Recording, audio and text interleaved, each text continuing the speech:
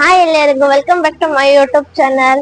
ನಾವು ಸದ್ಯಕ್ಕೆ ಇವಾಗ ಸಿಗಂದೂರಲ್ಲಿ ಇದೀವಿ. ಇಲ್ಲಿಂದ ನಾವು ಲಾಂಚ್ ಅಲ್ಲಿ ಇಲ್ಲಿಂದ ಸಾಗರಕ್ಕೆ ಹೋಗ್ತಾ ಇದೀವಿ. ಅದ್ರ ಬಗ್ಗೆ ಎಲ್ಲಾರ್ಗು ಹೇಗೆ ಅನ್ಸ್ತಿದೆ ಅಂತ ಕೇಳೋಣ ಬನ್ನಿ. ಸೊ ಇವಾಗ ಗೀತಾ ಅವ್ರಿಗೆ ಲಾಂಚ್ ಅಲ್ಲಿ ಹೋಗೋದ್ರ ಬಗ್ಗೆ ಹೇಗೆ ಅನಿಸ್ತಿದೆ ಕೇಳೋಣ ಬನ್ನಿ. ಹೇಗೆ ಅನಿಸ್ತಿದೆ ಗೀತಾ? ತುಂಬಾ ಖುಷಿ ಆಗ್ತಾ ಇದೆ. ಇದೇ ಫಸ್ಟ್ ಬಂದಿರೋದು, ತುಂಬಾ ಚೆನ್ನಾಗಿದೆ ಅನಿಸ್ತಾ ಇದೆ. ನಿಮ್ಮ ಅಭಿಪ್ರಾಯ ಹೇಳಿ ಕುಮಾರ್. ಫಸ್ಟ್ ಟೈಮ್ ಹೋಗ್ತಿರೋದು, ಬಟ್ ಇದು ನೋಡಿದ ತಕ್ಷಣನೇ ಏನೋ ಒಂಥರ ಖುಷಿ ಆಗ್ತೈತೆ.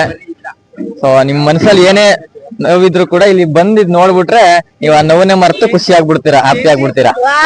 ಏನ್ ಡೈಲಾಗ್ ಚೆನ್ನಾಗಿ ಹೇಳಿದ್ರು. ಅವ್ರು ಹೇಳಲ್ಲ ಅಂದ ನಾಚ್ಕೋತಾ ಇದಾರೆ ತುಂಬಾ. ನೋಡಿ ಇವ್ರಿಗೆ ತುಂಬಾ ಇಷ್ಟ ಅಂತ ಲಾಂಚ್ ಅಲ್ಲಿ ಹೋಗೋದು, ಅದ್ರ ಬಗ್ಗೆ ಹೇಳ್ತಾರೆ ಅಂತ. ನನಗಂತೂ ಎಕ್ಸೈಟ್ ಆಗಿದೀನಿ. ಅದ್ರ ಮೇಲೆ ಹೋಗ್ಬೇಕು, ಅದ್ರ ಮೇಲೆ ಕುಡಿಬೇಕು ಅಂತ ಆಸೆ ಆಗ್ಬಿಟ್ಟಿದೆ. ಹೋಗಿ ಕುಡಿತಾರಂತೆ ಇವ್ರು, ನೋಡೋಣ. ಪ್ರಿಯಾ ಅವ್ರಿಗೆ ಏನ್ ಅನ್ಸಿದೆ ಕೇಳೋಣ ಬನ್ನಿ. ನನಗೆ ಭಯ ನದಿಗಳು ನೋಡಿದ್ರೆ, ಆದ್ರೂ ಪರವಾಗಿಲ್ಲ ಹೋಯ್ತೀನಿ ಲಾಂಚ್ ಅಲ್ಲಿ. ಪ್ರಿಯಗೆ ನೀರಂದ್ರೆ ತುಂಬಾ ಭಯ, ಆದ್ರೂ ತುಂಬಾ ಚೆನ್ನಾಗಿ ಕರ್ಕೊಂಡ್ ಬಂದಿರೋದಕ್ಕೆ ನಂಗೆ ತುಂಬಾನೇ ಇಷ್ಟ ಆಗಿತ್ತು ಮೇಡಮ್. ಇವ್ರು ತುಂಬಾ ಇಷ್ಟ ಆಗಿದೆ ಅಂತೆ. ಇವ್ರು ಹೇಳಿ.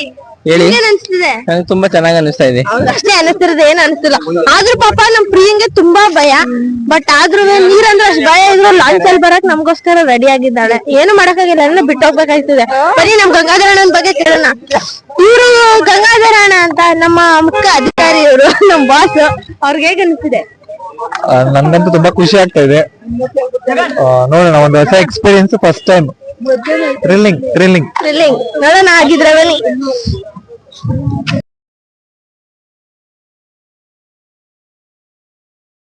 ಆಮೇಲಿಂದ ಲಾಂಚ್ ಬಂತು. ಲಾಂಚಲ್ಲಿ ಎಲ್ಲರೂ ನಾವು ಹತ್ತು ಕೂತ್ಕೊಂಡ್ವಿ. ಲಾಂಚಲ್ಲಿ ಹೋಗೋಕ್ಕೆ ಚಾರ್ಜ್ ಆಗುತ್ತೆ, ಪರ್ ಪರ್ಸನ್ಗೆ 10 ರುಪೀಸ್ ಅಂತ ಹೇಳ್ಬಿಟ್ಟು ಚಾರ್ಜ್ ಆಗುತ್ತೆ ಅಷ್ಟೇ. ಅದಕ್ಕಿಂತ ಏನು ಜಾಸ್ತಿ ಇರೋದಿಲ್ಲ. 10 ರುಪೀಸ್ಗೆ ಈ ದಡದಿಂದ ನಮಗೆ ಆ ದಡಕ್ಕೆ ಕರ್ಕೊಂಡೋಗಿ ಬಿಡ್ತಾರೆ.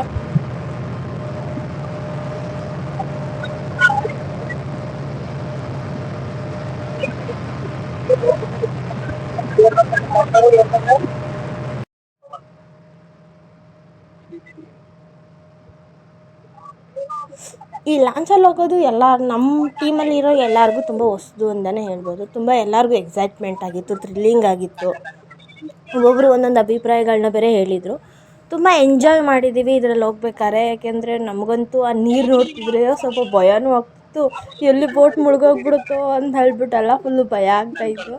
ಆಮೇಲೆ ನೋಡಿದ್ರೆ ಎಷ್ಟು ತೂಕ ಇದು, ಅದು ಎಷ್ಟು ಚೆನ್ನಾಗಿ ಹೋಗ್ತಿತ್ತು ಅಂದರೆ ಅದು ಹೇಗೆ ಹೋಗ್ತಿದೆ ಅಂತ ನಮಗೆ ಗೊತ್ತಾಗ್ತಿರ್ಲಿಲ್ಲ, ಅಷ್ಟು ಚೆನ್ನಾಗಿ ಹೋಗ್ತಾಯಿತ್ತು. ಸೊ ಎಲ್ಲರಿಗೂ ಫಸ್ಟ್ ಟೈಮ್ ಆಗಿದ್ದರಿಂದ ತುಂಬ ಥ್ರಿಲ್ಲಿಂಗ್ ಆಗಿತ್ತು, ತುಂಬ ಇಷ್ಟ ಆಯಿತು.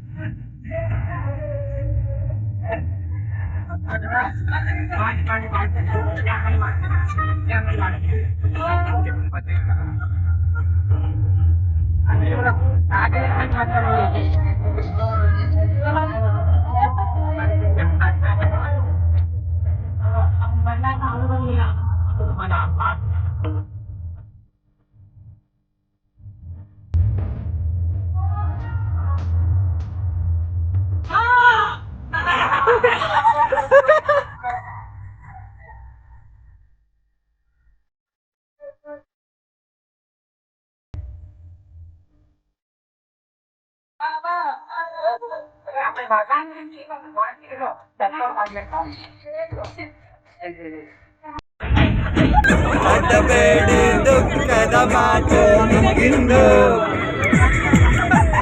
ನಿಮಗಿಂದು ವಯಸ್ಸು 21. My name is Vasanti, my name is Vasanti, ನಾನು ಸಿಂಗಲ್ ಸೇವಂತಿ.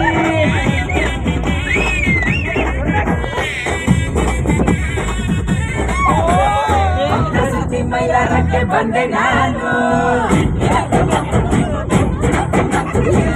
ಸಿಕ್ಕಬೇಡಿ ತುಂಬಾ ಸ್ಪೀಡು ನಾನು.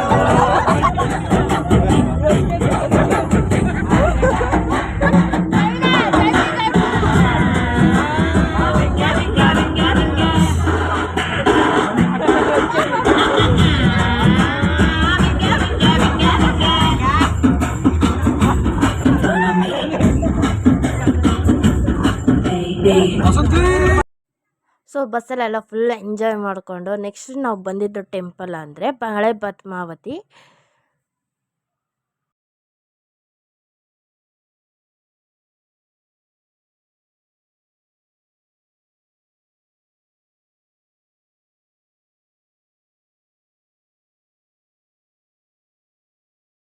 ನಾವಿಲ್ಲಿಗೆ ಬಂದಾಗ ತುಲಾಭಾರ ಎಲ್ಲ ಮಾಡ್ತಾಯಿದ್ರು.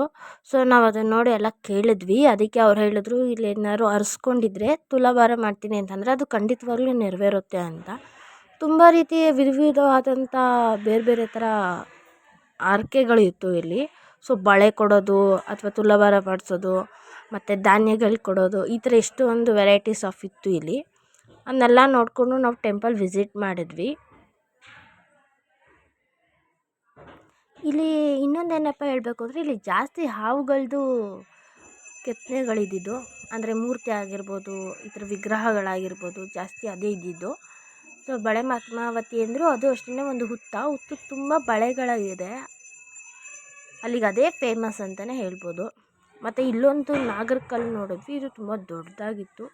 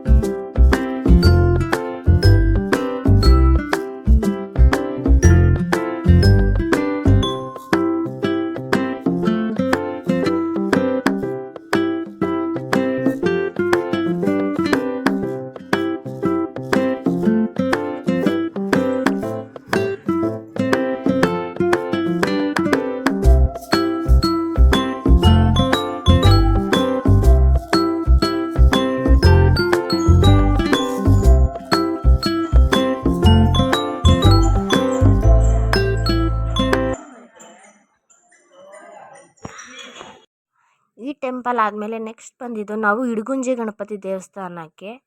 ಇದು ತುಂಬ ಚೆನ್ನಾಗಿತ್ತು ಆ್ಯಕ್ಚುಲಿ ನೋಡೋಕ್ಕೆ. ನಾವು ಹೋದಾಗ ತುಂಬ ಕ್ರೌಡ್ ಏನು ಇರಲಿಲ್ಲ. ಸೊ ಆರಾಮಾಗಿ ದರ್ಶನ ಎಲ್ಲ ಆಯಿತು, ನೋಡಿಕೊಂಡು ಬಂದ್ವಿ ನಾವು.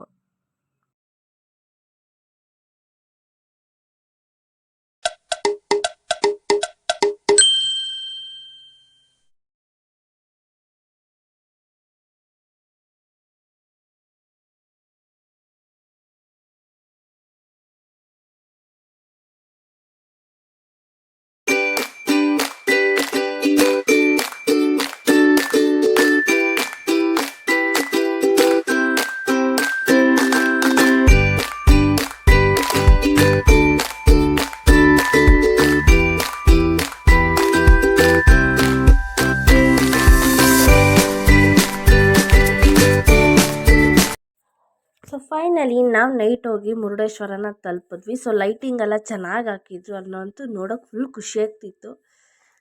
ಹಾಗೆ ನಾವು ನೈಟೇ ದರ್ಶನಕ್ಕೆ ಅಂತಲೂ ಹೋಗ್ಬಿಟ್ವಿ.